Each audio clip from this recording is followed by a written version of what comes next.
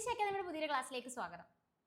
അപ്പോൾ നമ്മുടെ RRB എക്സാമിന് സ്ട്രാറ്റജി എന്ന് പറയുന്ന പോർഷനിൽ നിന്നും എക്സാമിന് ചോദിച്ചിട്ടുള്ള ഏറ്റവും ഇമ്പോർട്ടൻ്റ് ആയിട്ടുള്ള ക്വസ്റ്റ്യൻസും അതുമായിട്ട് റിലേറ്റ് ചെയ്ത ഫാക്റ്റുകളുമായിരിക്കും നമ്മൾ ഇന്നത്തെ ക്ലാസ്സിൽ ഡിസ്കസ് ചെയ്യുന്നുണ്ടാവുക. ഓക്കെ, അപ്പോൾ നമുക്ക് ആദ്യത്തെ ക്വസ്റ്റ്യനിലേക്ക് പോവാം. ഫസ്റ്റ് ക്വസ്റ്റ്യൻ എന്ന് പറയുന്നത് ഇങ്ങനെയാണ്: UNESCO world heritage site Kakatiya Rudreshwara temple is situated in which of the following states of India? അതായത് നമ്മുടെ യുനെസ്കോ വേൾഡ് ഹെറിറ്റേജ് സൈറ്റ് ആയിട്ടുള്ള കാകതീയ രുദ്രേശ്വര ടെമ്പിൾ ഇത് ഏത് സ്റ്റേറ്റിലാണ് ലൊക്കേറ്റ് ചെയ്യുന്നത്? അപ്പോൾ കഴിഞ്ഞ തവണ നടന്ന NTPC graduate under graduate exams analyse ചെയ്യുമ്പോൾ ക്ലിയർലി നമുക്ക് മനസ്സിലാവുന്ന ഒരു കാര്യം എന്ന് പറയുന്നത് യുനെസ്കോ വേൾഡ് ഹെറിറ്റേജ് സൈറ്റ് എന്ന് പറയുന്ന ടോപ്പിക്കിൽ നിന്ന് ക്വസ്റ്റ്യൻസ് വന്നിട്ടുണ്ട്. ഓക്കെ, അപ്പോൾ അത്തരത്തിൽ ചോദിച്ചൊരു ക്വസ്റ്റ്യൻ ആയിരുന്നു ഇത്. കാകതീയ രുദ്രേശ്വര ടെമ്പിൾ ലൊക്കേറ്റ് ചെയ്യുന്നത് എവിടെയാണെന്ന് വെച്ച് കഴിഞ്ഞാൽ എവിടെയാണ്? തെലങ്കാനയിലാണ്. ഓക്കെ, അപ്പോൾ ഇന്ത്യയിൽ നിന്ന് ഫ്യൂച്ചറിലേക്ക് പ്രൊട്ടക്ട് ചെയ്യപ്പെടേണ്ട പ്ലേസസ് അല്ലെങ്കിൽ മോണുമെന്റ്സിനെയാണ് യുനെസ്കോ വേൾഡ് ഹെറിറ്റേജ് സൈറ്റിലോട്ട് ആഡ് ചെയ്യുന്നത്. അത്തരത്തിൽ കാകതീയ രുദ്രേശ്വര ടെമ്പിളിനെ യുനെസ്കോ വേൾഡ് ഹെറിറ്റേജ് സൈറ്റിലോട്ട് ആഡ് ചെയ്യുന്ന വർഷം അറിയുക 2021 കേട്ടോ. കാകതീയ രുദ്രേശ്വര ടെമ്പിളിനെ യുനെസ്കോ വേൾഡ് ഹെറിറ്റേജ് സൈറ്റിലോട്ട് ആഡ് ചെയ്യുന്ന വർഷം എന്താണെന്ന് വെച്ച് കഴിഞ്ഞാൽ 2021 ഈ കാകതീയ രുദ്രേശ്വര ടെമ്പിളിനെ തന്നെയാണ് രാമപ്പ ടെമ്പിൾ എന്നും അറിയപ്പെടുന്നത് കേട്ടോ. കാകതീയ രുദ്രേശ്വര ടെമ്പിളിനെ തന്നെയാണ് രാമപ്പ ടെമ്പിൾ എന്നും അറിയപ്പെടുന്നത്. അപ്പൊ ഇങ്ങനെ ഓർക്കുക, Kakatiya Rudreshwara temple is also known as Ramappa temple. Kakatiya Rudreshwara temple locate ചെയ്യുന്നത് എവിടെയാണെന്ന് വെച്ച് കഴിഞ്ഞാൽ അതിന് ആൻസർ തെലങ്കാനയിലാണ്. 2021 കാകതീയ രുദ്രേശ്വര ടെമ്പിളിനെ യുനെസ്കോ വേൾഡ് ഹെറിറ്റേജ് സൈറ്റിലോട്ട് ആഡ് ചെയ്യുന്നത്. ഇങ്ങനെ 2021 കാകതീയ രുദ്രേശ്വര ടെമ്പിളിനെ യുനെസ്കോ വേൾഡ് ഹെറിറ്റേജ് സൈറ്റിലോട്ട് ആഡ് ചെയ്യുന്നതിന്റെ കൂടെ തന്നെ നമ്മുടെ ഇൻഡസ് വാലി സിവിലൈസേഷൻ സൈറ്റ് ആയിട്ടുള്ള ധോളാവീരയും ആഡ് ചെയ്യുന്നുണ്ടായിരുന്നു കേട്ടോ. അതുകൂടി ഇതിന്റെ കൂട്ടത്തിൽ ഓർത്തോളുക. ഈ 2021 തന്നെ ഇൻഡസ് വാലി സിവിലൈസേഷൻ സൈറ്റ് ആയിട്ടുള്ള ധോളാവീരയെ യുനെസ്കോ വേൾഡ് ഹെറിറ്റേജ് സൈറ്റിലോട്ട് ആഡ് ചെയ്യുന്നുണ്ടായിരുന്നു. അപ്പോൾ അറിയണം, ഈ ധോളാവീര എന്ന് പറയുന്ന ഇൻഡസ് വാലി സിവിലൈസേഷൻ സൈറ്റ് എവിടെയാണെന്ന് അറിയുക? ഗുജറാത്തിലാണ് കേട്ടോ. ധോളാവീര എന്ന് പറയുന്ന ഇൻഡസ് വാലി സിവിലൈസേഷൻ സൈറ്റ് എവിടെയാണെന്ന് അറിയണം? ഗുജറാത്തിലാണെന്ന് അറിയണം. കഴിഞ്ഞില്ല, എഗെയിൻ എക്സാമിന് ക്വസ്റ്റ്യൻ വന്നിട്ടുണ്ട്. യുണീക് വാട്ടർ റിസർവോയർ കേട്ടോ. യുണീക് വാട്ടർ റിസർവോയർ നമുക്ക് കണ്ടെത്താൻ സാധിക്കുന്നത് എവിടെയാണെന്ന് വെച്ച് കഴിഞ്ഞാൽ അതിനും ആൻസർ എവിടെയാണ്? ധോളാവീര സൈറ്റിലാണ്. ഓക്കെ, അപ്പൊ ഇൻഡസ് വാലി സിവിലൈസേഷൻ സൈറ്റ് ആയിട്ടുള്ള ധോളാവീരയെ 2021 യുനെസ്കോ വേൾഡ് ഹെറിറ്റേജ് സൈറ്റിലോട്ട് ആഡ് ചെയ്യുന്നത്. ധോളാവീര ലൊക്കേറ്റ് ചെയ്യുന്നത് എവിടെയാണെന്ന് വെച്ച് കഴിഞ്ഞാൽ അതിന് ആൻസർ ഗുജറാത്തിലാണ്. യുണീക് വാട്ടർ റിസർവോയറിന് ഫേമസ് ആയിട്ടുള്ള സൈറ്റ് ആണ് ധോളാവീര എന്നുകൂടി അറിഞ്ഞിരിക്കുക. ഓക്കെ, ഇനി നമ്മുടെ ഇത്തവണ തന്നെ നടന്ന NTPC ഗ്രാജുവേറ്റ് എക്സാമിന് ചോദിച്ച മറ്റൊരു ക്വസ്റ്റ്യൻ ആണ്: ഈ ധോളാവീര സൈറ്റില് മാസീവ് ഫോർട്ടിഫിക്കേഷൻസ് ഒക്കെ അല്ലെങ്കിൽ മാസീവ് ഫോർട്ടിഫിക്കേഷൻസിന് ഏത് മെറ്റീരിയൽ ആണ് യൂസ് ചെയ്തിട്ടുള്ളത് എന്ന് ക്വസ്റ്റ്യൻ വന്നു. ഓക്കെ, മാസീവ് ഫോർട്ടിഫിക്കേഷന് വേണ്ടിയിട്ട് ധോളാവീര സൈറ്റിൽ യൂസ് ചെയ്തിട്ടുള്ളത് സ്റ്റോൺ ആണ് കേട്ടോ. അപ്പൊ stone is used for massive fortification in Dholavira site. Indus valley civilization site ആയിട്ടുള്ള ധോളാവീരയിൽ മാസീവ് ഫോർട്ടിഫിക്കേഷൻസിന് യൂസ് ചെയ്യുന്ന മെറ്റീരിയൽ ഏതാണെന്ന് വെച്ച് കഴിഞ്ഞാൽ അതിന് ആൻസർ സ്റ്റോൺ ആണ്. ഇതും റീസെന്റ് ചോദിച്ച ക്വസ്റ്റ്യൻ ആണ്. ഓക്കെ, അപ്പൊ നമ്മൾ ഇങ്ങനെയായിരുന്നു പറഞ്ഞ കാര്യങ്ങൾ കൃത്യമായിട്ടൊരു ഓർഡറിൽ ഓർത്തിരിക്കുക. ക്വസ്റ്റ്യൻ ഇങ്ങനെയായിരുന്നു: കാകതീയ രുദ്രേശ്വര ടെമ്പിൾ എവിടെയാണ് ലൊക്കേറ്റ് ചെയ്യുന്നതെന്ന്. അതിന് ആൻസർ തെലങ്കാനയാണ്. കാകതീയ രുദ്രേശ്വര ടെമ്പിളിനെ തന്നെയാണ് രാമപ്പ ടെമ്പിൾ എന്നും അറിയപ്പെടുന്നത്. കാകതീയ രുദ്രേശ്വര ടെമ്പിളിനെ യുനെസ്കോ വേൾഡ് ഹെറിറ്റേജ് സൈറ്റിലൂടെ ആഡ് ചെയ്യുന്ന വർഷം അത് 2021 ഇൻഡസ് വാലി സിവിലൈസേഷൻ സൈറ്റ് ആയിട്ടുള്ള ധോളാവീരയും യുനെസ്കോ വേൾഡ് ഹെറിറ്റേജ് സൈറ്റിലോട്ട് ആഡ് ചെയ്യുന്നത് 2021 തന്നെയാണ്. ധോളാവീര സൈറ്റ് എവിടെയാണെന്ന് വെച്ച് കഴിഞ്ഞാൽ അതിന് ആൻസർ ഗുജറാത്തിലാണ്. യുണീക് വാട്ടർ റിസർവോയറിന് ഫേമസ് ആയിട്ടുള്ള സൈറ്റ് ആണ് ധോളാവീര എന്ന് അറിയുക. റീസെന്റ് ചോദിച്ച മറ്റൊരു ക്വസ്റ്റ്യൻ ആണ്: ഈ ധോളാവീര സൈറ്റില് മാസീവ് ഫോർട്ടിഫിക്കേഷന് വേണ്ടി യൂസ് ചെയ്യുന്ന മെറ്റീരിയൽ ഏതാണെന്ന് വെച്ച് കഴിഞ്ഞാൽ അത് സ്റ്റോൺ ആണ്. അത്രയും കാര്യങ്ങൾ ഈ ഒരു ക്വസ്റ്റ്യനുമായിട്ട് കണക്ട് ചെയ്ത് ഓർക്കുക. ഞാൻ പറഞ്ഞു, ഇന്ത്യയിൽ നിന്നും ഫ്യൂച്ചറിലേക്ക് പ്രൊട്ടക്ട് ചെയ്യപ്പെടേണ്ട പ്ലേസസ് അല്ലെങ്കിൽ മോണുമെന്റ്സിനെയാണ് യുനെസ്കോ വേൾഡ് ഹെറിറ്റേജ് സൈറ്റിലൂടെ ആഡ് ചെയ്യുന്നതെന്ന് അല്ലെ? അങ്ങനെയാണെങ്കിൽ ഇന്ത്യയിൽ നിന്നും ടോട്ടൽ ഇതുവരെ എത്ര സൈറ്റുകളെ ആഡ് ചെയ്തിട്ടുണ്ട്? അതിന് ആൻസർ 44 സൈറ്റുകളാണ് കേട്ടോ. യുനെസ്കോ വേൾഡ് ഹെറിറ്റേജ് സൈറ്റിലോട്ട് ഇന്ത്യയിൽ നിന്നും ഇതുവരെ ഞാൻ ഈ ക്ലാസ് എടുക്കുന്ന ടൈം വരെ എത്ര സൈറ്റുകളെ ആഡ് ചെയ്തെന്ന് വെച്ച് കഴിഞ്ഞാൽ 44 സൈറ്റുകളെയാണ്. ഇത്തരത്തിൽ ആഡ് ചെയ്യുന്ന സൈറ്റിന് 3 ഇമ്പോർട്ടൻസ് ഉള്ളവയാണ് ആഡ് ചെയ്യുന്നത്. ഒന്നെങ്കിൽ കൾച്ചറൽ ഇമ്പോർട്ടൻസ് ഉണ്ടാവും, അല്ലെങ്കിൽ നാച്ചുറൽ ഇമ്പോർട്ടൻസ് ഉണ്ടാവും, അല്ലെങ്കിൽ അത് മിക്സഡ് ആയിരിക്കും. മിക്സഡ് എന്ന് പറഞ്ഞാൽ കൾച്ചറൽ ഇമ്പോർട്ടൻസും നാച്ചുറൽ ഇമ്പോർട്ടൻസും ഉണ്ട്. കൾച്ചറൽ സൈറ്റ് എത്രയാണെന്ന് വെച്ച് കഴിഞ്ഞാൽ 36, നാച്ചുറൽ സൈറ്റ് എത്രയാണെന്ന് വെച്ച് കഴിഞ്ഞാൽ 7, മിക്സഡ് സൈറ്റ് എത്രയാണെന്ന് വെച്ച് കഴിഞ്ഞാൽ 1 ആണ്. അപ്പൊ ഓർക്കുക, total UNESCO world heritage sites എത്രയാണെന്ന് വെച്ച് കഴിഞ്ഞാൽ 44 ആണ്. അപ്പോ ഇതില് കൾച്ചറൽ സൈറ്റ് 36 ആണ്, നാച്ചുറൽ 7 ആണ്, മിക്സഡ് എന്ന് പറയുന്നതാണ്. ഓക്കെ, അപ്പൊ അത്രയും കാര്യങ്ങൾ എന്ത് ചെയ്യണം, പ്രോപ്പർലി നമ്മുടെ സ്റ്റുഡൻസ് ഓർത്തിരുന്നോണം. അപ്പൊ മറക്കാതെ ഓർക്കുക.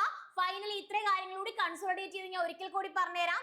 എന്തുകൊണ്ടെന്ന് വെച്ചാൽ നമ്മൾ ക്ലാസ് കേൾക്കുന്നതിന്റെ കൂടെ തന്നെ പ്രോപ്പർലി എന്ത് ചെയ്യണം, പഠിച്ചു പോകണം. പിന്നീടുള്ള നിങ്ങളുടെ ടൈം എന്ന് പറഞ്ഞാൽ ജസ്റ്റ് റിവൈസ് ചെയ്യാൻ വേണ്ടി മാത്രമായിരിക്കണം യൂസ് ചെയ്യുന്നുണ്ടാവുക. പറയുന്ന ഓരോ പോയിന്റും എക്സാം പോയിന്റ് ഓഫ് വ്യൂവിൽ അത്രയും ഇമ്പോർട്ടന്റ് ആണ്. ശ്രദ്ധിച്ച് പഠിച്ചോളുക. യുനെസ്കോ വേൾഡ് ഹെറിറ്റേജ് സൈറ്റിലോട്ട് നമ്മുടെ ഇന്ത്യയിൽ നിന്നും കാകതീയ രുദ്രേശ്വര ടെമ്പിളിനെ ആഡ് ചെയ്തിട്ടുണ്ടായിരുന്നു. അപ്പൊ കാകതീയ രുദ്രേശ്വര ടെമ്പിൾ എവിടെയാണെന്ന് വെച്ച് കഴിഞ്ഞാൽ തെലങ്കാന. കാകതീയ രുദ്രേശ്വര ടെമ്പിളിന്റെ മറ്റൊരു പേരാണ് രാമപ്പ ടെമ്പിൾ. ഈ രാമപ്പ ടെമ്പിളിനെ യുനെസ്കോ വേൾഡ് ഹെറിറ്റേജ് സൈറ്റിലോട്ട് ആഡ് ചെയ്യുന്ന വർഷം അത് 2021 ഓക്കെ. അപ്പോ നമ്മുടെ ഇൻഡസ് വാലി സിവിലൈസേഷൻ സൈറ്റ് ആണ് ധോളാവീര. അത് എവിടെയാണെന്ന് വെച്ച് കഴിഞ്ഞാൽ ഗുജറാത്തിലാണ്. യുണീക് വാട്ടർ റിസർവോയറിന് ഫേമസ് ആയിട്ടുള്ള സൈറ്റ് ആണ് ഇതെന്ന് പറയുന്നത് ധോളാവീര എന്ന് പറയുന്നത്. ധോളാവീര ശരിക്കും മാസീവ് ഫോർട്ടിഫിക്കേഷന് വേണ്ടിയിട്ട് ഫേമസ് ആയിട്ടുള്ള സൈറ്റ് ആണ്. അവിടെ മാസീവ് ഫോർട്ടിഫിക്കേഷനിൽ യൂസ് ചെയ്യുന്ന മെറ്റീരിയൽ എന്ന് പറയുന്നത് സ്റ്റോൺ ആണെന്ന് കൂടി അറിയുക. ടോട്ടൽ ഇതുവരെ നമ്മുടെ ഇന്ത്യയിൽ നിന്നും യുനെസ്കോ വേൾഡ് ഹെറിറ്റേജ് സൈറ്റിലോട്ട് ആഡ് ചെയ്ത സൈറ്റുകൾ എന്ന് പറയുന്നത് 44 ആണ്. അവ കൾച്ചറൽ ഇമ്പോർട്ടൻസ് ഉള്ളവയുണ്ട്, നാച്ചുറൽ ഇമ്പോർട്ടൻസ് ഉള്ളവയുണ്ട്, മിക്സഡ് ഉണ്ട്. കൾച്ചറൽ എന്ന് പറയുമ്പോൾ 36 സൈറ്റ്, നാച്ചുറൽ എന്ന് പറയുമ്പോൾ 7, മിക്സഡ് എന്ന് പറയുമ്പോൾ 1. മിക്സഡ് എന്ന് ഉദ്ദേശിച്ചത് അവയ്ക്ക് culturally and naturally, culturally importance ഉണ്ട്, നാച്ചുറലി ഇമ്പോർട്ടൻസ് ഉണ്ട്. ഓക്കെ, അപ്പൊ അത്രയും കാര്യങ്ങൾ ഈ ക്വസ്റ്റ്യനുമായിട്ട് റിലേറ്റ് ചെയ്ത് ഓർക്കുക. നമുക്ക് സെക്കൻഡ് ക്വസ്റ്റ്യനിലേക്ക് പോവാം. ഇതാ ഇങ്ങനെയാണ്. What was the literacy rate in India according to 2011 census? 2011 സെൻസസിന് പ്രകാരം നമ്മുടെ ലിറ്ററസി റേറ്റ് എത്രയാണ്? ഇത് ഓൾറെഡി ഞാൻ തന്നെ നിങ്ങളെ പല ക്ലാസ്സുകളിലായിട്ട് പഠിപ്പിച്ചിട്ടുള്ളതാണ് അല്ലെ. അതായത് എത്ര തവണ കൊണ്ട് ചോദിച്ചാലും വീണ്ടും വീണ്ടും റിപ്പീറ്റ് ചെയ്യുന്ന ക്വസ്റ്റ്യൻസ് ആണ് ഇവിടെ കൊടുത്തിട്ടുള്ളത്. ഇതാ ഇപ്പൊ കഴിഞ്ഞ NTPC ഗ്രാജുവേറ്റ് എക്സാംസിനും ക്വസ്റ്റ്യൻ ആയിട്ട് വന്നു. അപ്പൊ അറിയുക, ലിറ്ററസി റേറ്റ് 2011 സെൻസസ് പ്രകാരം നമ്മുടെ ലിറ്ററസി റേറ്റ് എത്രയാണെന്ന് വെച്ച് കഴിഞ്ഞാൽ 74.04%. എന്നാൽ ഇത് മാത്രമല്ല, ഇതുമായിട്ട് റിലേറ്റ് ചെയ്ത് എക്സാമിന് ചോദിച്ച കുറച്ച് കാര്യങ്ങളൂടി ഞാൻ നിങ്ങൾക്ക് പറഞ്ഞുതരാം. അതായത് ലിറ്ററസി റേറ്റ് എത്രയാണെന്ന് വെച്ച് കഴിഞ്ഞാൽ 74.04% 2011 സെൻസസ് പ്രകാരം. എക്സാമിന് ക്വസ്റ്റ്യൻ വന്നിട്ടുണ്ട് 2001 സെൻസസ് പ്രകാരം നമ്മുടെ ലിറ്ററസി റേറ്റ് എത്രയാണ്? 2001 സെൻസസ് പ്രകാരം നമ്മുടെ ലിറ്ററസി റേറ്റ് എത്രയാണെന്ന് വെച്ച് കഴിഞ്ഞാൽ 65.38% ആണ് കേട്ടോ. എത്രയാണ്? 65.38% ആണ്.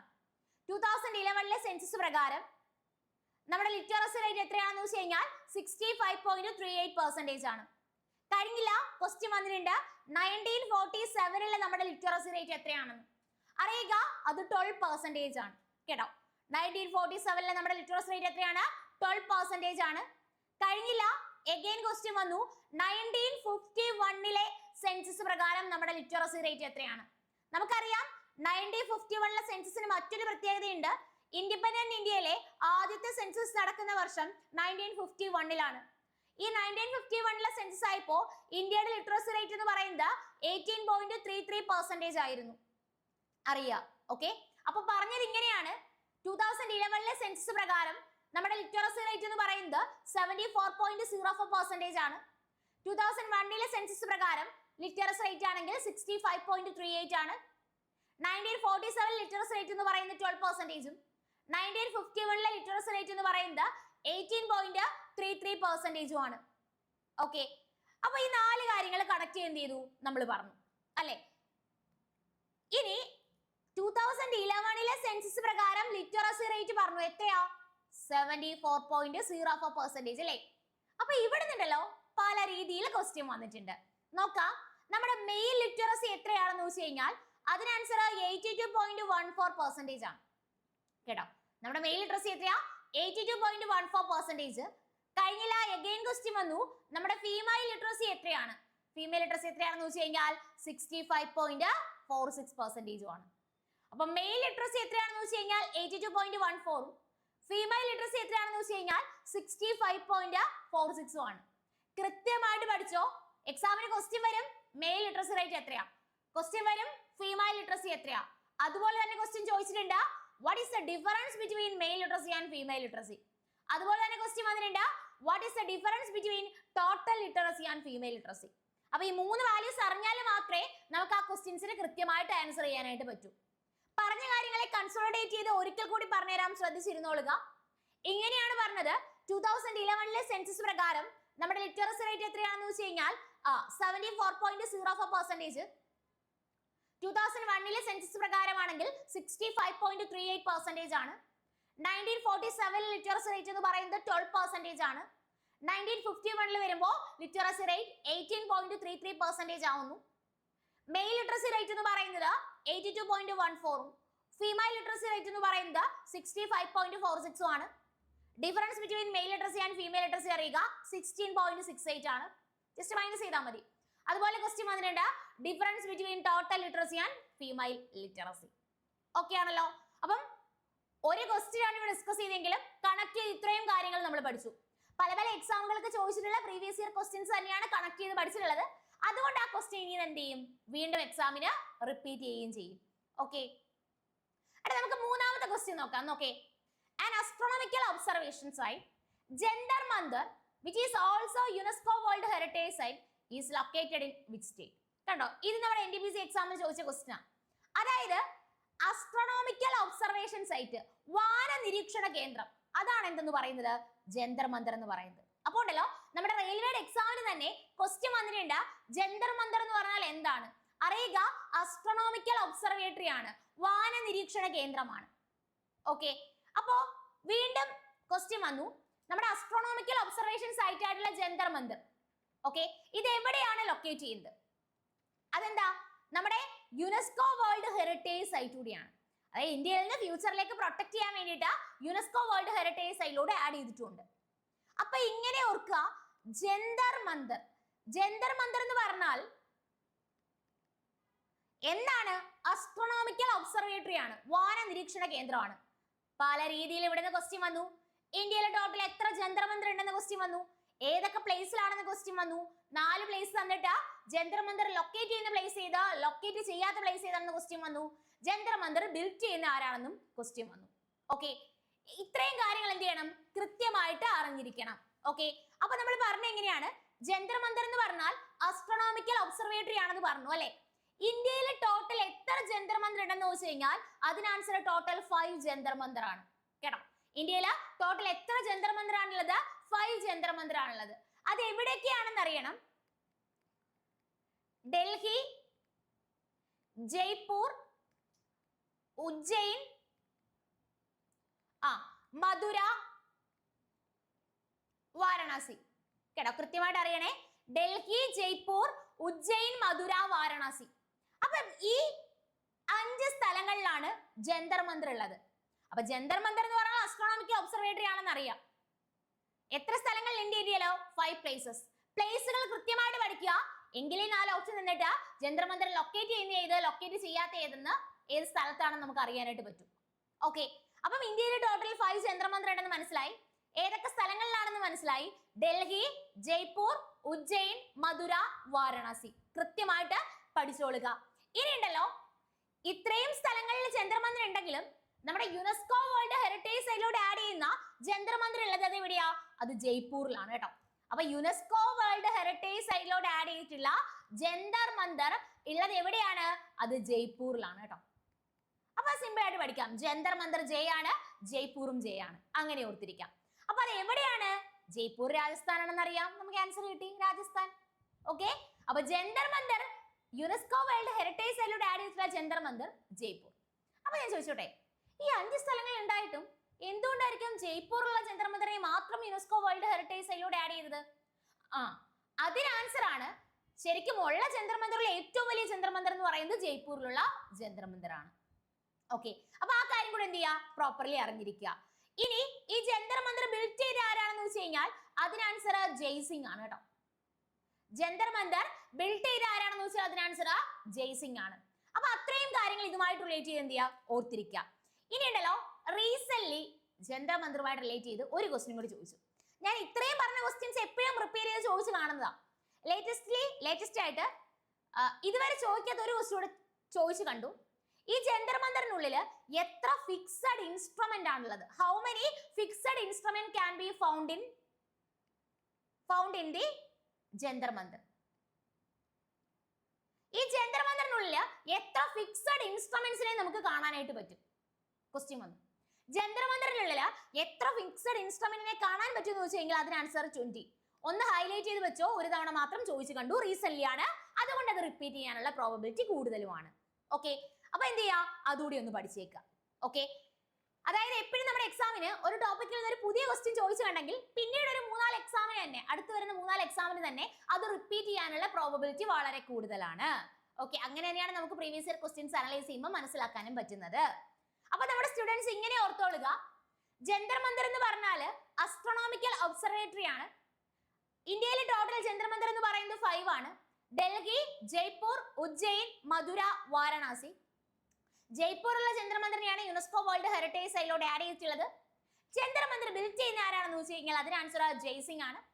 ഈ ജന്തർ മന്ദിറിനുള്ളിൽ നമുക്ക് എത്ര ഫിക്സഡ് ഇൻസ്ട്രുമെന്റിനെ ഫൗണ്ട് ചെയ്യാൻ പറ്റും എന്ന് വെച്ച് കഴിഞ്ഞാൽ അതിന് ആൻസർ 20 ആണ്. ഓക്കെ, അപ്പൊ അത്രയും കാര്യങ്ങൾ എന്ത് ചെയ്യുക, പ്രോപ്പർലി ഓർത്തിരിക്കുക. ഓക്കെ, അപ്പോ നമ്മുടെ RRB പ്രീമിയം ബാച്ചസ് സ്റ്റാർട്ട് ചെയ്തിട്ടുണ്ട് കേട്ടോ. അതായത് ശരിക്കും നിങ്ങൾക്ക് ലൈവ് ക്ലാസ്സുകളായിട്ടായിരിക്കും കോഴ്സ് ഉണ്ടാവുക. അതുകൊണ്ട് തന്നെ നിങ്ങൾക്ക് ഡയറക്ട്ലി ഫാക്കൽറ്റീസുമായിട്ട് ഡൗട്ട് ഒക്കെ ചോദിച്ചാൽ ക്ലിയർ ആയിട്ട് എന്ത് ചെയ്യാൻ പറ്റും, പഠിക്കാനായിട്ട് പറ്റും. ഓക്കെ, ഇനി നിങ്ങളെ പഠിത്തത്തിൽ സഹായിക്കാൻ വേണ്ടിയിട്ട് നിങ്ങൾക്ക് ഒരു മെന്റർ സപ്പോർട്ട് ഉണ്ടാവും. അപ്പം ശരിക്കും നിങ്ങളെ പഠിത്തത്തിൽ നിങ്ങൾക്ക് വരുന്ന അതായത് നമുക്ക് ഡൗട്ട് വരുന്ന കാര്യങ്ങളൊക്കെ ക്ലിയർ ചെയ്ത് കുറച്ചുകൂടി എഫിഷ്യന്റ് വേയിൽ നമുക്ക് എന്ത് ചെയ്യാൻ പറ്റും, പഠിക്കാനായിട്ട് പറ്റും. അപ്പോൾ നിങ്ങൾക്ക് കോഴ്സിലോട്ട് ജോയിൻ ചെയ്യാൻ താല്പര്യം ഉണ്ടെങ്കിൽ തീർച്ചയായിട്ടും താണ്ടി ഈ കാണുന്ന നമ്പറിൽ കോൺടാക്ട് ചെയ്യാവുന്നതാണ്. കൃത്യമായിട്ട് എക്സാമിൽ മാറി വന്ന ക്വസ്റ്റ്യൻസിന്റെ പാറ്റേൺ മനസ്സിലാക്കി തന്നെ ആ രീതിയിലുള്ള ക്ലാസ്സുകളായിരിക്കും നിങ്ങൾക്ക് ഉണ്ടാവുക. സോ എക്സാം പോയിന്റ് ഓഫ് വ്യൂല് പ്രിപ്പറേഷൻ ഈ ക്ലാസ്സുകൾ നിങ്ങളെ വളരെയധികം സഹായിക്കും. ഓക്കെ, അപ്പൊ താല്പര്യമുള്ളവർക്ക് കോഴ്സിലോട്ട് ജോയിൻ ചെയ്യാവുന്നതാണ്. നമുക്ക് അടുത്ത ക്വസ്റ്റിലേക്ക് പോവാം. ഇങ്ങനെയാണ്, which of the following architecture has been built in the Charbagh style? Charbagh സ്റ്റൈലില് ബിൽഡ് ചെയ്തിട്ടുള്ള മോണുമെന്റ് ഏതാണെന്ന് വെച്ച് കഴിഞ്ഞാൽ അതിന് ആൻസർ ചർബാഗ് സ്റ്റൈലിൽ ബിൽഡ് ചെയ്ത മോണുമെന്റ് ആണ് ഏതെന്നറിയാമോ? താജ്മഹൽ എന്ന് പറയുന്നത്. ഓക്കെ, ഈ ക്വസ്റ്റ്യൻ ഇപ്പം റീസെന്റ് ചോദിച്ച ക്വസ്റ്റ്യൻ ആണ്. ഇനിയുണ്ടല്ലോ എക്സാമിന് ഓൾറെഡി മുന്നേ ക്വസ്റ്റ്യൻ വന്നിട്ടുണ്ടായിരുന്നു, ചർബാഗ് സ്റ്റൈൽ ഇൻട്രൊഡ്യൂസ് ചെയ്യുന്ന ആരാണെന്ന്. നമ്മുടെ മുഗൾ ഡൈനാസ്റ്റിയുടെ ഫൗണ്ടർ എന്നൊക്കെ അറിയപ്പെടുന്ന, മുഗൾ എംപയറിന്റെ ഫൗണ്ടർ എന്നൊക്കെ അറിയപ്പെടുന്ന ബാബർ ആണ് ചർബാഗ് സ്റ്റൈൽ ഇൻട്രൊഡ്യൂസ് ചെയ്യുന്നത്. കഴിഞ്ഞില്ല, എഗെയിൻ ക്വസ്റ്റ്യൻ വന്നിട്ടുണ്ടായിരുന്നു, ചർബാഗ് സ്റ്റൈൽ ഇൻട്രൊഡ്യൂസ് ചെയ്യുന്ന ആര്? അപ്പൊ ജസ്റ്റ് കറക്റ്റ് ആൻസർ ആയിട്ട് മുഗൾസ്. ബാബർ എന്ന് പറഞ്ഞാൽ മുഗൾ റൂളർ അല്ലേ, അപ്പൊ ഒരു തവണ ആൻസർ ആയിട്ട് കണ്ടത് എന്തായിരുന്നു? മുഗൾസ് എന്നായിരുന്നു. ഓക്കെ, അപ്പോ ചർബാഗ് സ്റ്റൈലിന്റെ എക്സാമ്പിൾ ആയിട്ടുള്ള മോണുമെന്റ് ആണ് താജ്മഹൽ എന്നുള്ളത് ഓർക്കുക.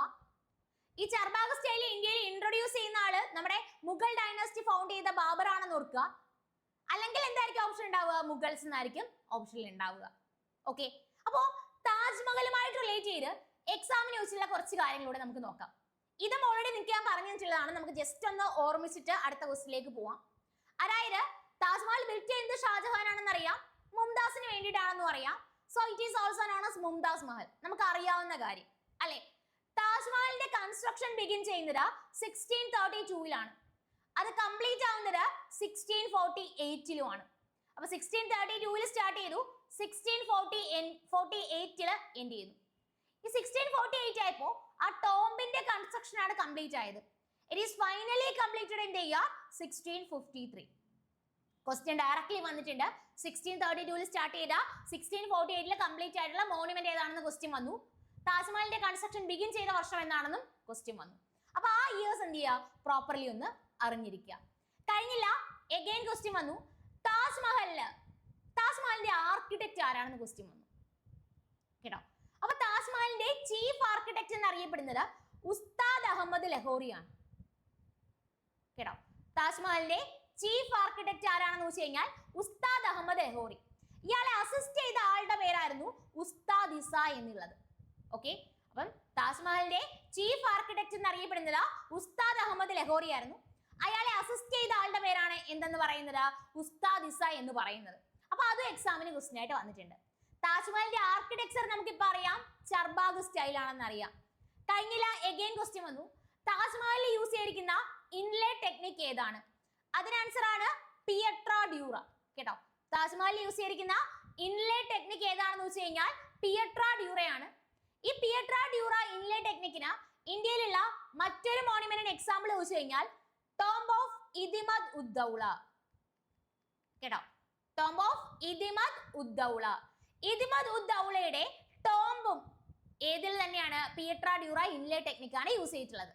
ഓക്കെ, അപ്പൊ ഈ ഇദിമദ് ഉദ്ദൗള എന്ന് പറയുന്ന ആള് ജഹാംഗീറിന്റെ ഫാദർ ഇൻ ലോ ആണെന്ന് കൂടി അറിഞ്ഞിരിക്കുക. കേട്ടോ, ജഹാംഗീർസ് ഫാദർ ഇൻ ലോ, അതുകൂടി എന്ത് ചെയ്യുക, ജസ്റ്റ് ഒന്ന് അറിഞ്ഞിരിക്കുക. ഓക്കെ, അപ്പൊ ഞാൻ നിങ്ങൾക്ക് ഇങ്ങനെയാണ് പറഞ്ഞു തന്നത്. അതായത് ചർബാഗ് സ്റ്റൈൽ ആർക്കിടെക്ചറിന് എക്സാമ്പിൾ ആയിട്ടുള്ള ഒരു മോണുമെന്റ് ആണ് താജ്മഹൽ എന്ന് പറയുന്നത്. 1632 കൺസ്ട്രക്ഷൻ സ്റ്റാർട്ട് ചെയ്തു, 1648 എൻഡ് ചെയ്തു. ഇറ്റ് ഈസ് ഫൈനലി കംപ്ലീറ്റഡ് എന്ത് ചെയ്യുക 1653. താജ്മഹലിൽ യൂസ് ചെയ്തിരിക്കുന്ന ഇൻലേ ടെക്നിക് ആണ് പിയട്ര ഡ്യൂറ എന്ന് പറയുന്നത്. താജ്മഹലിൽ യൂസ് ചെയ്തിരിക്കുന്ന ഇൻലേ ടെക്നിക് ആയിട്ടുള്ള പിയട്ര ഡ്യൂറ, ഇതിന് മറ്റൊരു എക്സാമ്പിൾ ആണ് ടോംബ് ഓഫ് ഇദിമദ് ഉദ്ദൗള. ജഹാംഗീറിന്റെ ഫാദർ ഇൻ ലോ ആണ് ഇദിമദ് ഉദ്ദൗള എന്ന് അറിഞ്ഞിരിക്കുക. താജ്മഹലിന്റെ ചീഫ് ആർക്കിടെക്ട് ചോദിച്ചു കഴിഞ്ഞാൽ ഉസ്താദ് അഹമ്മദ് ലഹോറി. ഇയാളെ അസിസ്റ്റ് ചെയ്ത ആളാണ് ഉസ്താദ് ഇസ എന്നും പറയുന്നത്. പറഞ്ഞ ഓരോ പോയിന്റും എക്സാം പോയിന്റ് ഓഫ് വ്യൂ അത്രയും ഇമ്പോർട്ടന്റ് ആണ്. ദെൻ ഈ കുവത്തുൽ ഇസ്ലാം മോസ്ക് അതുപോലെ കുത്തബ് മിനാർ രണ്ടും എവിടെയാ? ഡൽഹിയിലാ അല്ലെ? രണ്ടും ബിൽഡ് ചെയ്യുന്ന ആരാണെന്ന് കൂടി അറിയുക, കുത്തബുദ്ദീൻ ഐബക് ആണ്. കേട്ടോ, കുവത്തുൽ ഇസ്ലാം മോസ്കും കുത്തബ് മിനാറും രണ്ടും ബിൽഡ് ചെയ്യുന്ന ആരാണെന്ന് വെച്ചാൽ അതിന് ആൻസർ കുത്തബുദ്ദീൻ ഐബക്. അപ്പം ഈ ഒരു ക്വസ്റ്റ്യനുമായിട്ട് റിലേറ്റ് ചെയ്ത് പറഞ്ഞ ഇത്രയും ഫാക്ടുകൾ എന്ത് ചെയ്യുക, കൃത്യമായിട്ട് ഓർത്തിരുന്നോളുക. നമുക്ക് ഫിഫ്ത്ത് ക്വസ്റ്റ്യനിലേക്ക് പോവാം. ഇങ്ങനെയാണ്, the popular folk dance which represent love and quarrel of a married couple. അതായത് ശരിക്കും ബീഹാറിൽ പെർഫോം ചെയ്യുന്ന ഒരു ഫോക്ക് ഡാൻസ് ആണ്. അത് ക്വസ്റ്റ്യനിൽ ഓൾറെഡി പറഞ്ഞിട്ടുണ്ട്. ഇതിനകത്ത് എന്താണ്, മാരീഡ് കപ്പിൾ തമ്മിലുള്ള ലവ് ആൻഡ് കോറൽ ആണ് എന്ത് ചെയ്യുന്നത്, റെപ്രസെന്റ് ചെയ്യുന്നത്. ഓക്കെ, അപ്പോ ബീഹാറിലുള്ള ഫോക്ക് ഡാൻസ് ആണ്. ഇത് മെയിൻലി റെപ്രസെന്റ് ചെയ്യുന്നത് love and quarrel of married couple.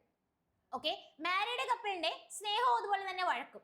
ഇത് റെപ്രസെന്റ് ചെയ്യുന്ന ഫോക്ക് ഡാൻസ് ഏതാണ്? ബീഹാറിൽ പെർഫോം ചെയ്യുന്ന ഫോക്ക് ഡാൻസ് ഏതാണ്? അങ്ങനെ വെച്ച് കഴിഞ്ഞാൽ അതിന് ആൻസർ ജാജദിൻ ആണ് ആൻസർ. കേട്ടോ, ബീഹാറില് മാരീഡ് കപ്പിളിന്റെ ലവ് ആൻഡ് കോറൽ റെപ്രസെന്റ് ചെയ്യുന്ന ഡാൻസ് ഫോം ആണ് ഏതെന്ന് പറയുന്നത്, ജാജദിൻ എന്ന് പറയുന്നത്. ബീഹാർ എന്ന് പറയുന്ന സ്റ്റേറ്റിൽ നിന്ന് എക്സാമിന് എപ്പോഴും റിപ്പീറ്റ് ചെയ്യുന്ന മറ്റു രണ്ട് ഡാൻസ് ഫോം കൂടി പറഞ്ഞുതരാം. അത് ഏതൊക്കെയാണെന്ന് വെച്ച് കഴിഞ്ഞാൽ അറിയുക, ജിജിയ ഉണ്ട്, ജിജയും അതുപോലെ തന്നെ അറിയുക ബിഡേസി, ബീഹാർ ആണ് കേട്ടോ. ജിജിയ റീസെന്റ് ബിഡേസി ഒരുപാട് തവണ ചോദിച്ച് കണ്ടിട്ടുണ്ട്. ബിഡേസിയ ബി വെച്ച് ഓർക്കാം, ബിഡേസിയ ബീഹാർ. അതുപോലെ ജിജിയു എവിടെയാണ്? ബീഹാറിലാണ്. മാരീഡ് കപ്പിളിന്റെ ലവ് ആൻഡ് കോറൽ റെപ്രസെന്റ് ചെയ്യുന്ന ബീഹാറിൽ പെർഫോം ചെയ്യുന്ന ഡാൻസ് ഫോം ആണ് ജാജദിൻ എന്ന് പറയുന്നത്. ബിഡേസിയയും ജിജിയ ഡാൻസ് ഫോം എവിടെയാണ്? ബീഹാറിൽ തന്നെയാണ്. ഓക്കെ, പാട്ടാക്കുനിത എവിടെയാണെന്ന് വെച്ച് കഴിഞ്ഞാൽ അതിന് ആൻസർ കർണാടകയിലാണ് കേട്ടോ, കർണാടക. ഗൗർമാരിയ എവിടെയാണെന്ന് വെച്ച് കഴിഞ്ഞാൽ അത് ഛത്തീസ്ഗഡിലെ ബസ്റ്റാർ റീജിയണിലാണ് കേട്ടോ. ഓക്കെ, ഗൗർമാരി എവിടെയാണെന്ന് വെച്ച് കഴിഞ്ഞാൽ ഛത്തീസ്ഗഡിലെ ബെസ്റ്റാർ റീജിയണിലാണ്. സിംഗേജാം എവിടെയാണെന്ന് വെച്ച് കഴിഞ്ഞാൽ അതിന് ആൻസർ സിക്കിമിലുമാണ്. ഓക്കെ, അപ്പൊ മാരീഡ് കപ്പിളിന്റെ ലവ് ആൻഡ് കോറൽ റെപ്രസെന്റ് ചെയ്യുന്ന ബീഹാറിൽ പെർഫോം ചെയ്യുന്ന ഫോക്ക് ഡാൻസ് ആണ് ഏതെന്നറിയുക, ജാജദിൻ എന്നറിയുക. ബിഡേസിയ ബീഹാറിലാണ്, ജിജിയ ഡാൻസ് ഫോം ഇത് രണ്ടും എവിടെയാണ്? ബീഹാറിലാണ്. പാട്ടാക്കുനിത എവിടെയാണെന്ന് വെച്ച് കഴിഞ്ഞാൽ കർണാടക. ഗൗർമാരിയ ഛത്തീസ്ഗഡിലെ ബെസ്റ്റാർ റീജിയൻ ആണെന്ന് അറിയുക. സിംഗിചാം എവിടെയാണ്? സിക്കിമിലാണ്. ഓക്കെ, നമ്മുടെ ആറാമത്തെ ക്വസ്റ്റ്യൻ ഇങ്ങനെയാണ് കേട്ടോ. Reclining statue of Lord Vishnu is found in which of the following caves. അതായത് ലോർഡ് വിഷ്ണുവിന്റെ റിക്ലൈനിങ് സ്റ്റാച്യു ശരിക്കും ഇത് ഏത് കേവിലാണ് നമുക്ക് കാണാനായിട്ട് പറ്റുന്നത്? ലോർഡ് വിഷ്ണുവിന്റെ റിക്ലൈനിങ് സ്റ്റാച്യു ഏത് കേവിലാണ് നമുക്ക് കാണാനായിട്ട് പറ്റുന്നത്? ഓക്കെ, അപ്പം ഈ ഒരു ക്വസ്റ്റ്യനുമായി റിലേറ്റ് ചെയ്ത കംപ്ലീറ്റ് ഫാക്റ്റുകൾ കഴിഞ്ഞുണ്ടായിരുന്ന ഒരു റെയിൽവേയുടെ NTPCയുടെ ലൈവ് ക്ലാസ്സിൽ നമ്മൾ ഡിസ്കസ് ചെയ്തിട്ടുണ്ട്. എല്ലാ കേവുകളെ പറ്റിയും, എലിഫന്റ, അതുപോലെ എല്ലോറ, അജന്ത, എല്ലാ കേവ്സുകളെ പറ്റി ഡീറ്റെയിൽ ഞാൻ അതിൽ ഡിസ്കസ് ചെയ്ത് പോയിന്റ് സഹിതം ലേറ്റസ്റ്റ് ക്വസ്റ്റ്യൻ ഉൾപ്പെടെ ഉള്ള കാര്യങ്ങൾ ഫാക്റ്റ് ആയിട്ട് പറഞ്ഞിട്ടുണ്ട്. ഓക്കെ, അപ്പൊ നിങ്ങൾക്ക് ടൈം ഉള്ളപ്പോൾ ജസ്റ്റ് ആ ക്ലാസ് ഒന്ന് കണ്ടേക്കുക. അതിൽ കേവ്സിനെ പറ്റി പറയുന്നുണ്ട്. അതുകൊണ്ട് ഞാൻ ആ പോയിന്റുകളൊന്നും ഒരിക്കൽ കൂടി ഇപ്പൊ പറയുന്നില്ല.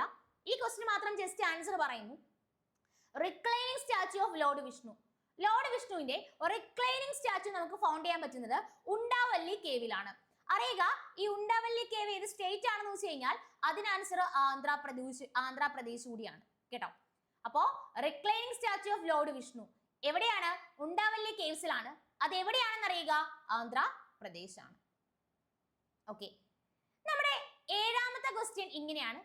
To the census of India, what is the approximate decadal growth rate of India's population during 2001-2011? 2001 നിന്ന് 2011ലേക്ക് വന്നപ്പോൾ നമ്മുടെ ഡെക്കേഡൽ ഗ്രോത്ത് റേറ്റ് എത്രയാണ്? അതാണ് ക്വസ്റ്റ്യൻ. 2001 നിന്ന് 2011ലേക്ക് വന്നപ്പോൾ നമ്മുടെ ഡെക്കേഡൽ ഗ്രോത്ത് റേറ്റ് എത്രയാണെന്ന് വെച്ച് കഴിഞ്ഞാൽ 17.64% ആണ് കേട്ടോ. 2001 നിന്ന് 2011ലേക്ക് വന്നപ്പോൾ നമ്മുടെ ഡെക്കേഡൽ ഗ്രോത്ത് റേറ്റ് എത്രയാണെന്ന് വെച്ച് കഴിഞ്ഞാൽ 17.64% ആണ്. ഓക്കെ, ഇനി 2011ലെ സെൻസസ് പ്രകാരം നമ്മുടെ ഇന്ത്യയുടെ പോപ്പുലേഷൻ എത്രയാണെന്ന് വെച്ച് കഴിഞ്ഞാൽ 1.21 ബില്യൺ ആണ് കേട്ടോ. 2011ലെ സെൻസസ് പ്രകാരം നമ്മുടെ ഇന്ത്യയുടെ പോപ്പുലേഷൻ എത്രയാണെന്ന് വെച്ച് കഴിഞ്ഞാൽ 1.21 ബില്യൺ ആണ്.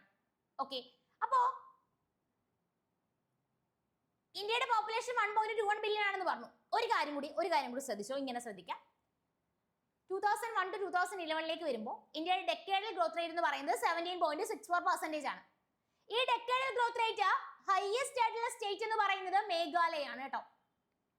ഡെക്കേഡൽ ഗ്രോത്ത് റേറ്റ് ഹൈയസ്റ്റ് ആയിട്ടുള്ള സ്റ്റേറ്റ് മേഘാലയയും ഡെക്കേഡൽ ഗ്രോത്ത് റേറ്റ് ലോവസ്റ്റ് ആയിട്ടുള്ള സ്റ്റേറ്റ് എന്ന് പറയുന്നത് നാഗാലാൻഡും ആണ്. ഡെക്കേഡൽ ഗ്രോത്ത് റേറ്റ് ഹൈയസ്റ്റ് എവിടെയാണെന്ന് വെച്ച് കഴിഞ്ഞാൽ മേഘാലയ, ലോവസ്റ്റ് എവിടെയാണെന്ന് വെച്ച് കഴിഞ്ഞാൽ നാഗാലാൻഡ്. 2011ലെ സെൻസസ് പ്രകാരം ഇന്ത്യയുടെ പോപ്പുലേഷൻ എത്രയാണെന്ന് വെച്ച് കഴിഞ്ഞാൽ 1.21 ബില്യൺ ആണ്. ഓക്കെ, ഈ 1.21 ബില്യണിൽ മെയിൽ എത്ര പെർസെന്റേജ് ആണ്, ഫീമെയിൽ എത്ര പെർസെന്റേജ് ആണ്, അതും എന്ത് ചെയ്തിട്ടുണ്ട്, എക്സാമിന് ക്വസ്റ്റ്യൻ ആയിട്ട് വന്നിട്ടുണ്ട് കേട്ടോ.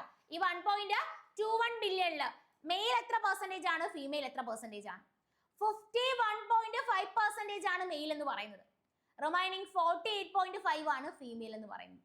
അതുകൂടി അറിഞ്ഞിരിക്കുക. ഫീമെയിലിന്റെ പെർസെന്റേജ് ആണ് ക്വസ്റ്റ്യൻ ആയിട്ട് ചോദിച്ചിട്ടുള്ളത്. ഓക്കെ, അപ്പൊ ഈ ഒരു ക്വസ്റ്റ്യനുമായിട്ട് റിലേറ്റ് ചെയ്ത് ഇങ്ങനെയാണ് പറഞ്ഞത്. അതായത് 2001 നിന്ന് 2011ലേക്ക് വരുമ്പോൾ നമ്മുടെ ഡെക്കേഡൽ ഗ്രോത്ത് റേറ്റ് എത്രയാണെന്ന് വെച്ച് കഴിഞ്ഞാൽ 17.64% ആണ്. ഡെക്കേഡൽ ഗ്രോത്ത് റേറ്റ് ഹൈയസ്റ്റ് റേറ്റ് ചെയ്ത സ്റ്റേറ്റ് എന്ന് പറയുന്ന മേഘാലയ, ക്വസ്റ്റ്യൻ വന്നിട്ടുണ്ട്, അറിയുക. ഡെക്കേഡൽ ഗ്രോത്ത് റേറ്റ് ലോവസ്റ്റ് ആയിട്ടുള്ള സ്റ്റേറ്റ് എന്ന് പറയുന്നത് നാഗാലാൻഡും ആണ്. 2011ലെ സെൻസസ് പ്രകാരം നമ്മുടെ ഇന്ത്യയുടെ പോപ്പുലേഷൻ എത്രയാണെന്ന് അറിയുക, 1.21 ബില്യൺ ആണ്. അതിൽ മെയിൽ എന്ന് പറയുന്നത് 51.5%, ഫീമെയിൽ എന്ന് പറയുന്നത് റിമൈനിങ് 48.5% ആണ്. ഓക്കെ, എട്ടാമത്തെ ക്വസ്റ്റ്യനിലേക്ക് നമുക്ക് പോവാം. When was the National Rural Health Mission launched by the Government of India? അപ്പോൾ നമ്മുടെ government of India national rural health mission launch ചെയ്തത് എന്നാണ്? National rural health mission launch ചെയ്തത് എന്നാണെന്ന് വെച്ച് കഴിഞ്ഞാൽ April 12, 2005 കേട്ടോ. National rural health mission launch ചെയ്തത് എന്നാണെന്ന് വെച്ച് കഴിഞ്ഞാൽ 12 April 2005 അറിയുക. അപ്പൊ നാഷണൽ റൂറൽ ഹെൽത്ത് മിഷൻ എന്ന് പറയുമ്പോൾ ശരിക്കും നമ്മുടെ അഫോർഡബിൾ ആയിട്ടുള്ള, അക്സസിബിൾ ആയിട്ടുള്ള, നല്ല ക്വാളിറ്റി ഉള്ള health care rural population provide ചെയ്യുക, അത് തന്നെയാണ് മെയിൻ എയിം എന്ന് പറയുന്നത്. അത്തരത്തിൽ national rural health mission launch ചെയ്ത വർഷം അറിയുക 2005 April 12 national rural health mission launch ചെയ്തിട്ടുള്ളത്. ഓക്കെ, ദെൻ അടുത്ത ക്വസ്റ്റ്യൻ ഇങ്ങനെയാണ്. കുറച്ച് വർഷങ്ങളൊക്കെ ചോദിച്ചു കേട്ടോ എക്സാമിന്. അതായത് Delhi metro rail corporation establish ചെയ്ത വർഷം. Delhi metro rail corporation establish ചെയ്ത വർഷം എന്നാണെന്ന് വെച്ച് കഴിഞ്ഞാൽ 1995 കേട്ടോ. Delhi metro rail corporation establish ചെയ്ത വർഷം എന്നാണ്, അത് 1995 അപ്പൊ Delhi metro rail corporation establish ചെയ്ത വർഷം 1995 ആണെന്ന് പഠിക്കുക. അപ്പൊ കുറച്ച് കാര്യങ്ങൾ, ഒരു 3 ഫാക്ട് കൂടി നമ്മൾ അങ്ങ് ഓർത്ത് വെക്കാം. അതായത് ഈ 1995 airport authority of India form ചെയ്യുന്നത് കേട്ടോ. Airport authority of India form ചെയ്യുന്ന വർഷം 1995-ലാണ്. ജാവ ഫൗണ്ട് ചെയ്യുന്ന വർഷം 1995-ലാണ്. Internet in India launched for public. കേട്ടോ, internet in India launched for public, അതായത് ഇന്ത്യയിലെ ഇന്റർനെറ്റ് പബ്ലിക്കിന് വേണ്ടി ലോഞ്ച് ചെയ്യുന്ന വർഷവും 1995 ആണ്. അപ്പൊ ഇത് 3 എക്സാമിന് ക്വസ്റ്റ്യൻ ആയിട്ട് വന്നിട്ടുണ്ട്. 1995 എന്ന് കേൾക്കുമ്പോൾ ഇപ്പൊ മൊത്തത്തിൽ 4 കാര്യങ്ങൾ നിങ്ങളുടെ മനസ്സിലേക്ക് വന്നിട്ടുണ്ടാവണം. അതായത് Delhi metro rail corporation establish ചെയ്യുന്ന വർഷം 1995 ആണ്. ഈ 1995 തന്നെയാണ് ജാവ ഫൗണ്ട് ചെയ്യുന്നത്. അന്ന് തന്നെയാണ് എയർപോർട്ട് അതോറിറ്റി ഓഫ് ഇന്ത്യയും ഫോം ചെയ്യുന്നത്. Internet in India allowed for public first time, അതായത് ഇന്റർനെറ്റ് നമ്മുടെ ഇന്ത്യയിൽ പബ്ലിക്കിന് വേണ്ടിയിട്ട് ലോഞ്ച് ചെയ്യുന്ന വർഷവും എന്നാണ് 1995-ലാണ്. ഇത് 3ഉം എക്സാം പോയിന്റ് ഓഫ് വ്യൂവിൽ ക്വസ്റ്റ്യൻ ആയിട്ട് വന്നിട്ടുണ്ട്. ഓക്കെ, അപ്പൊ 1995 എന്ന് കേട്ടാലേ 4 കാര്യങ്ങൾ ഓർത്തോളുക. Delhi metro rail corporation establish ചെയ്ത വർഷം, airport authority of India form ചെയ്ത വർഷം, ജാവ ഫൗണ്ട് ചെയ്യുന്ന വർഷം, ഇന്റർനെറ്റ് ഇന്ത്യയിൽ ഒഫീഷ്യലി പബ്ലിക്കിന് വേണ്ടിയിട്ട് ലോഞ്ച് ചെയ്യുന്ന വർഷം എന്നാ 1995. 10ാമത്തെ ക്വസ്റ്റ്യൻ നമുക്ക് നോക്കാം. In which of the following years did Vodafone start its journey in India? അതായത് ഇന്ത്യയിൽ വോഡഫോൺ അതിന്റെ ജേർണി സ്റ്റാർട്ട് ചെയ്തത് എപ്പോഴാണ്? ഇന്ത്യയിൽ വോഡഫോൺ അതിന്റെ ജേർണി സ്റ്റാർട്ട് ചെയ്യുന്നത് എന്നാണെന്ന് വെച്ച് കഴിഞ്ഞാൽ അതിന് ആൻസർ 2007-ലാണ്. കേട്ടോ, ഇന്ത്യയിൽ വോഡഫോൺ അതിന്റെ ജേർണി സ്റ്റാർട്ട് ചെയ്യുന്നത് എപ്പോഴാണെന്ന് ക്വസ്റ്റ്യൻ വന്നു. എപ്പോഴാ? 2007-ല്. ഇതെല്ലാം ലേറ്റസ്റ്റ് ചോദിച്ച ക്വസ്റ്റ്യൻസ് ആണ്, ഹൈലൈറ്റ് ചെയ്ത് പഠിച്ചോളുക. വോഡഫോൺ അതിന്റെ ജേർണി ഇന്ത്യയിൽ സ്റ്റാർട്ട് ചെയ്യുന്നത് എന്നാണെന്ന് വെച്ച് കഴിഞ്ഞാൽ അത് 2007-ലാണ്. ഓക്കെ, ഇവിടെ 2002 എന്ന് പറഞ്ഞ വർഷമായിട്ട് റിലേറ്റ് ചെയ്ത ഒരു പോയിന്റ് അറിയുക. അതായത് നമ്മുടെ യുനെസ്കോ വേൾഡ് ഹെറിറ്റേജ് സൈറ്റുമായിട്ട് റിലേറ്റ് ചെയ്ത് മഹാബോധി ടെമ്പിളിനെ യുനെസ്കോ വേൾഡ് ഹെറിറ്റേജ് സൈറ്റിലോട്ട് ആഡ് ചെയ്യുന്ന വർഷം എന്നാണെന്ന് ക്വസ്റ്റ്യൻ വന്നിട്ടുണ്ട്. അത് 2002-ലാണ്. മഹാബോധി ടെമ്പിൾ എവിടെയാണെന്ന് വെച്ചാൽ അതിന് ആൻസർ ബീഹാറിലാണ്. മഹാബോധി ടെമ്പിളിനെ യുനെസ്കോ വേൾഡ് ഹെറിറ്റേജ് സൈറ്റിലോട്ട് ആഡ് ചെയ്യുന്ന വർഷം എന്നാണ്? അത് 2002-ലാണ്. ഓക്കെ, അപ്പൊ നമുക്ക് 11th ക്വസ്റ്റ്യനിലേക്ക് പോവാം. ഇതാ ഇങ്ങനെയാണ്. In which of the following cities of India was Infosys established? അപ്പൊ ഇന്ത്യയിൽ ഏത് സിറ്റിയിലാണ് ഇൻഫോസിസ് എസ്റ്റാബ്ലിഷ് ചെയ്യുന്നത്? അപ്പൊ ഇൻഫോസിസ് എസ്റ്റാബ്ലിഷ് ചെയ്യുന്ന വർഷം കൊടുത്തിട്ടുണ്ട് 1994-ല്. അപ്പൊ 1994-ല് ഇന്ത്യയിൽ ഏത് സിറ്റിയിലാണ് ഇൻഫോസിസ് എസ്റ്റാബ്ലിഷ് ചെയ്യുന്നത്? അല്ലെ, കൃത്യമായിട്ട് അറിയുക. ബംഗളൂരുവിലാണ്. ഓക്കെ, അപ്പൊ 1994-ല് ഇൻഫോസിസ് എസ്റ്റാബ്ലിഷ് ചെയ്യുന്നത് ഇന്ത്യയിലെ ഏത് സിറ്റിയിലാണെന്ന് അറിയുക. ഏത് സിറ്റിയിലാണ്? ബാംഗ്ലൂരിലാണ്. ഏത് വർഷം? 1994. അപ്പൊ 1994-ല് ഇൻഫോസിസ് എന്ത് ചെയ്തു? എസ്റ്റാബ്ലിഷ് ചെയ്തു. ഒരു 10 വർഷം കുറച്ച് കഴിഞ്ഞാൽ എന്തായിട്ട് മാറി? 1984 ആയിട്ട് മാറി. 1984-ലാണ് sports authority of India form ചെയ്യുന്നത്. ക്വസ്റ്റ്യൻ വന്നിട്ടുണ്ട്. 1984-ല് sports authority of India form ചെയ്തു. 1974 വീണ്ടും ഒരു 10 ഇയർ മൈനസ് ചെയ്യുക. ക്വസ്റ്റ്യൻ വന്നിട്ടുണ്ട് water prevention and control of pollution. കേട്ടോ, water prevention and control of pollution act. Water prevention and control of pollution act. അപ്പൊ ഇങ്ങനെ ഓർക്കുക, 1994-ലാണെങ്കിൽ ഇൻഫോസിസ് ഫൗണ്ട് ചെയ്തു. എവിടെയാ? ഇൻഫോസിസ് എസ്റ്റാബ്ലിഷ് ചെയ്യുന്നത് എവിടെയാ? ബാംഗ്ലൂരാണ്. 1984-ലാണെങ്കിൽ sports authority of India form ചെയ്തു. 1974-ലാണെങ്കിൽ water prevention and control of pollution act. Right സൈഡിലോട്ട് നമുക്ക് 10 ആഡ് ചെയ്യാം. 2004 ആയി. ഫേസ്ബുക്ക് ഫൗണ്ട് ചെയ്യുന്ന വർഷം എന്നാണ്? 2004-ലാണ്. ഫേസ്ബുക്ക് ഫൗണ്ട് ചെയ്യുന്ന വർഷം എന്നാണ്? 2004-ലാണ്. വീണ്ടും ഒരു 10 ഇയർ ആഡ് ചെയ്യാം. 2014-ലാണ്. 2014-ല് നമുക്കറിയാം നരേന്ദ്രമോദി നമ്മുടെ പ്രൈം മിനിസ്റ്റർ ആയിട്ട് ഫസ്റ്റ് ടൈം ആവുന്നത് എന്നാണ്? 2014-ലാണ്. തെലങ്കാന എന്ന് പറയുന്ന സ്റ്റേറ്റ് ഫോം ചെയ്യുന്നത് എന്നാ? 2014-ലാണ്. അപ്പൊ എക്സാം പോയിന്റ് ഓഫ് വ്യൂ ഇത്രയും കാര്യങ്ങൾ ഓർക്കുക. നമ്മൾ ഇവിടെ പറഞ്ഞത് 1994 ആണ്. അതിനെ ബേസ് ചെയ്ത് നമ്മൾ എക്സാം പോയിന്റ് ഓഫ് വ്യൂ ഉള്ള ബാക്കി 4 പോയിന്റ്സ് കൂടി പഠിച്ചു വെച്ച് കഴിഞ്ഞു. 1994-ല് ബംഗളൂരുവില് ഇൻഫോസിസ് എസ്റ്റാബ്ലിഷ് ചെയ്യുകയാണ്. 10 ഇയർ മൈനസ് ചെയ്താൽ 1984-ല് sports authority of India form ചെയ്തു. വീണ്ടും ഒരു 10 ഇയർ മൈനസ് ചെയ്ത് കഴിഞ്ഞാൽ water prevention and control of pollution act ആണ്. ഇവിടുന്ന് ഒരു 10 ഇയർ ആഡ് ചെയ്താൽ 2004 ആയി. ഫേസ്ബുക്ക് ഫൗണ്ട് ചെയ്യുന്ന വർഷം. വീണ്ടും ഒരു 10 ഇയർ ആഡ് ചെയ്താൽ നരേന്ദ്രമോദി ആദ്യമായിട്ട് നമ്മുടെ പ്രസിഡന്റ് ആവുന്ന വർഷം, അതുപോലെ തന്നെ ഫസ്റ്റ് ടൈം ആവുന്ന വർഷം, അതുപോലെ തന്നെ തെലങ്കാന സ്റ്റേറ്റ് ഫോം ചെയ്യുന്ന വർഷം എന്നാണ് 2014 ഹൈലൈറ്റ് ചെയ്ത അതിന്റെ ഒരൊറ്റ ബോക്സിലാക്കി അങ്ങ് പഠിച്ചു കൊടുക്കുക. 74, 84, 94, 2004, 2014. ഓക്കെ, അപ്പൊ അത്രയും കാര്യങ്ങൾ കൃത്യമായിട്ട് എന്ത് ചെയ്യുക, ഓർത്തിരിക്കുക. ഓക്കെ, അപ്പൊ ഞാൻ അടുത്ത ക്വസ്റ്റിലേക്ക് പോട്ടെ. നമ്മുടെ അടുത്ത ക്വസ്റ്റ്യൻ ഇങ്ങനെയാണ് കേട്ടോ. ഇതാ നോക്കുക. In which year was the Rajiv Gandhi Khelatna Award officially renamed Major Dhyanchand Khelatna Award? ഈ ക്വസ്റ്റ്യൻ ഇപ്പൊ നടന്ന NTPCക്ക് ചോദിച്ച ക്വസ്റ്റ്യൻ ആണ്. ഷിഫ്റ്റ് ഉൾപ്പെടെ ഉണ്ട്. ഇത് ഓൾറെഡി 2024 നടന്ന നമ്മുടെ SSC എക്സാമിനും ക്വസ്റ്റ്യൻ ആയിട്ട് വന്നിട്ടുണ്ട്. ഓക്കെ, അപ്പൊ അറിയുക, രാജീവ് ഗാന്ധി ഖേൽരത്ന അവാർഡിനെ മേജർ ധ്യാൻചന്ദ് ഖേൽരത്ന അവാർഡ് എന്ന് റീനെയിം ചെയ്യുന്ന വർഷം. ഞാൻ ആൻസർ പറഞ്ഞുതരാം. അതിനു മുന്നേ ഇങ്ങനെ ഓർക്കുക, അതായത് ശരിക്കും നമ്മുടെ രാജീവ് ഗാന്ധി ഖേൽരത്ന അവാർഡ് എസ്റ്റാബ്ലിഷ് ചെയ്യുന്നത് 1991-92 രാജീവ് ഗാന്ധി ഖേൽരത്ന അവാർഡ് ആദ്യമായിട്ട് ലഭിക്കുന്നത് വിശ്വനാഥൻ ആനന്ദിനാണ്. കേട്ടോ, രാജീവ് ഗാന്ധി ഖേൽരത്ന അവാർഡ് ആദ്യമായിട്ട് ലഭിക്കുന്നത് വിശ്വനാഥൻ ആനന്ദിനാണെന്ന് അറിയുക. ഈ വിശ്വനാഥൻ ആനന്ദിന്റെ ഓട്ടോബയോഗ്രഫി അറിയുക, മൈൻഡ് മാസ്റ്റർ. അതും ക്വസ്റ്റ്യൻ ആയിട്ട് വന്നിട്ടുണ്ട്.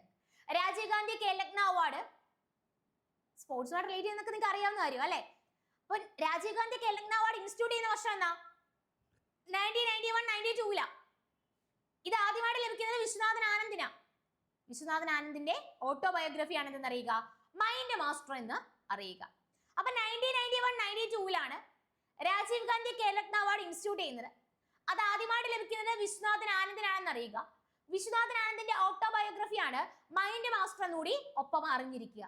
കഴിഞ്ഞില്ല, എഗെയിൻ ക്വസ്റ്റ്യൻ വന്നു.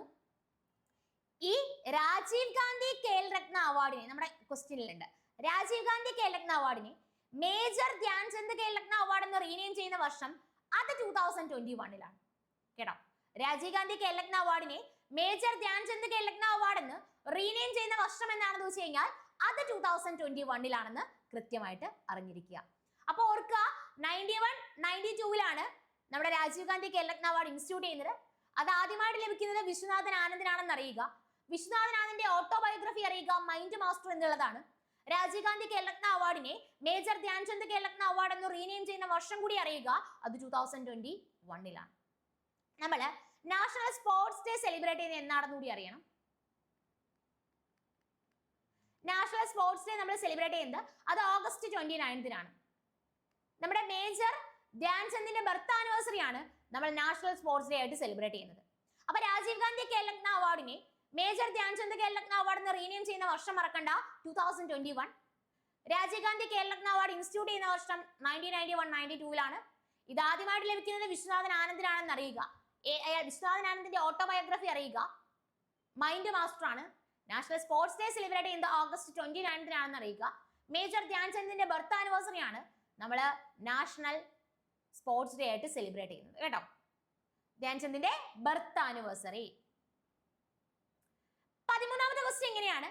Human development also involves freedom, security and dignity in life. The first human development report was published in the year.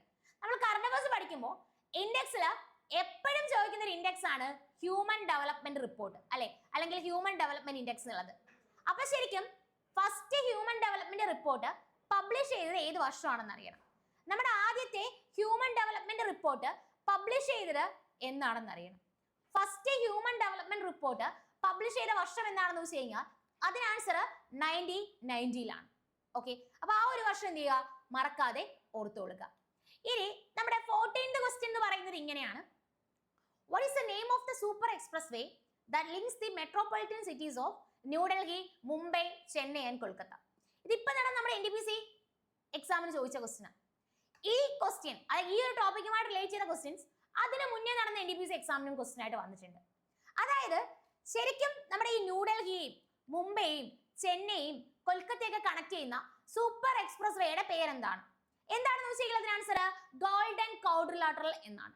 അപ്പൊ ഉണ്ടല്ലോ വീണ്ടും നമ്മുടെ RRBയുടെ എക്സാമിന് ക്വസ്റ്റ്യൻ വന്നു, ഗോൾഡൻ ക്വാഡ്രിലാറ്ററിന്റെ ലെങ്ത് എത്രയാണ്? കേട്ടോ, ഗോൾഡൻ ക്വാഡ്രിലാറ്ററിന്റെ ലെങ്ത് എത്രയാണെന്ന് ക്വസ്റ്റ്യൻ വന്നു. 5846 കിലോമീറ്റർ ആണ് ഗോൾഡൻ ക്വാഡ്രിലാറ്ററിന്റെ ലെങ്ത് എന്ന് പറയുന്നത്.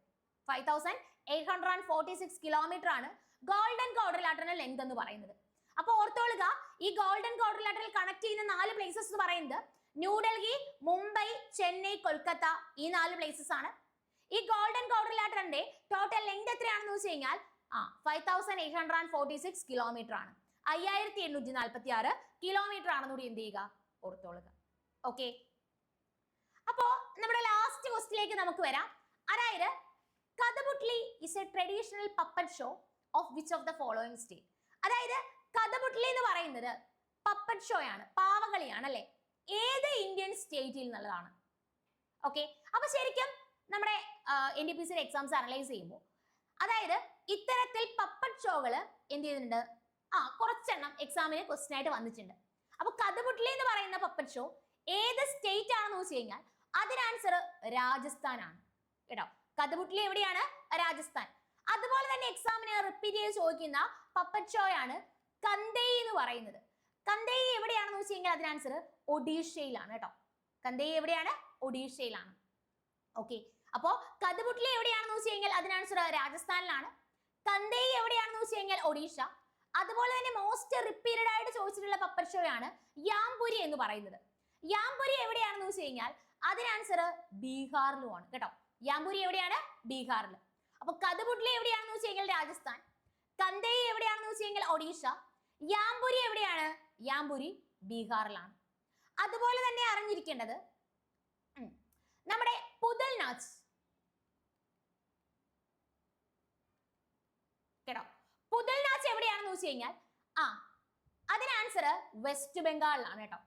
പുതൽനാച്ച് എവിടെയാണ്, വെസ്റ്റ് ബംഗാളിലാണ്. അപ്പൊ കന്ദേയി എവിടെയാണെന്ന് വെച്ച് കഴിഞ്ഞാൽ ഒഡീഷ, യാംപുരി എവിടെയാണെന്ന് വെച്ച് കഴിഞ്ഞാൽ ബീഹാർ, പുതൽനാച്ച് എവിടെയാണെന്ന് വെച്ച് കഴിഞ്ഞാൽ west Bengal.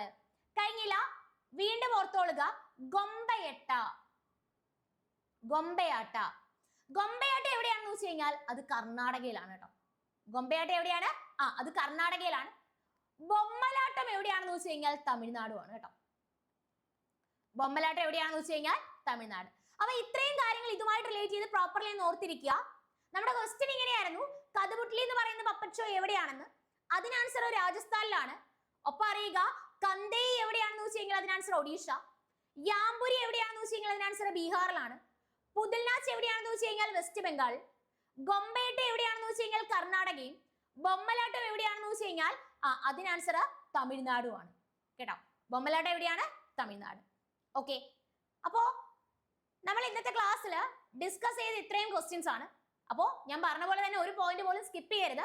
Exam point of view ഏറ്റവും ഇമ്പോർട്ടന്റ് ആയിട്ടുള്ള പോയിന്റ്സുകൾ തന്നെയാണ് ഓരോ ക്വസ്റ്റ്യനുമായിട്ടും റിലേറ്റ് ചെയ്ത് നമ്മൾ കണക്റ്റഡ് ഫാക്റ്റ് ആക്കി പഠിച്ചിട്ടുള്ളത്. ഓക്കെ, അപ്പൊ എന്ത് ചെയ്യുക, നോർമലി ക്ലാസ് കേൾക്കുന്നതിന് കൂടെ തന്നെ നിങ്ങൾ പഠിച്ചു പോയിട്ടുണ്ടാവുമെന്ന് വിശ്വസിക്കുന്നു.